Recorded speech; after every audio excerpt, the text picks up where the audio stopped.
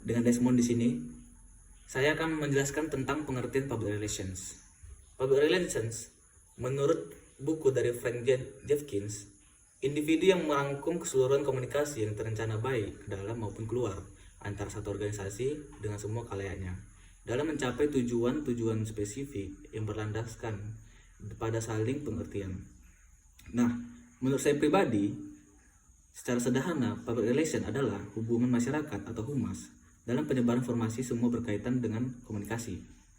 Sejarah dunia dari public relation menjadi sebuah teknik penguat dilakukan oleh pelopornya, yaitu pelopornya adalah E.V. Leadbeater pada tahun 1906, berhasil menanggulangi kelumpuhan industri batu di Amerika Serikat dengan sukses dan upayanya menjadi the father of public relation. Nah, perkembangan pada public relation di Indonesia ada beberapa sumber sejarah.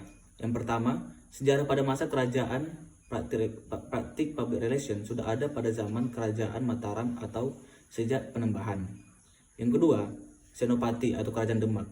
Dan yang ketiga, dalam konteks modern public relation dimulai sejak tanggal 18 Agustus 1945 ketika Bung Karno memutuskan menunda sidang PPKI, memberikan keterangan pers mengenai pemilihan presiden sebelum memutuskan Undang-Undang Dasar.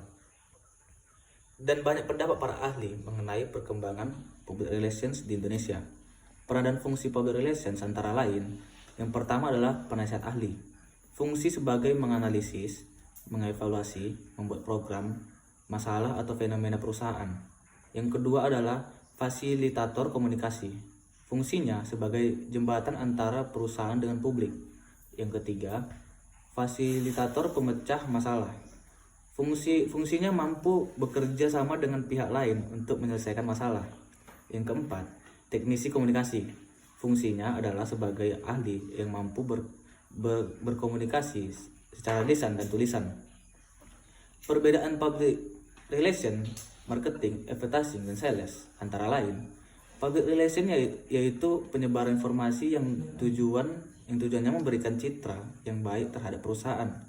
Yang kedua, marketing, yaitu berhubungan dengan strategi pemasaran, meliputi produk, harga, tempat, promosi, dan sebagainya. Yang ketiga adalah advertising, yaitu pemberi informasi yang bersifat membujuk seperti periklanan baik secara media. Yang keempat, sales, yaitu skema penjualan baik jangka pendek atau ketika penjualan langsung seperti memberikan diskon atau tester. Kriteria ataupun karakteristik untuk menjadi public relation antara lain adalah yang pertama, memberikan komunikasi yang baik.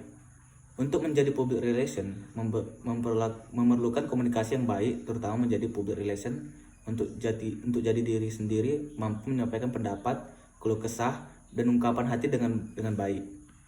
Yang kedua, memiliki pengetahuan yang luas. Nah, untuk menjadi public relation, terutama bagi diri sendiri yang mengetahui tentang data diri, kelebihan dan kekurangan diri sendiri. Sekian dari penjelasan saya Desmond, terima kasih.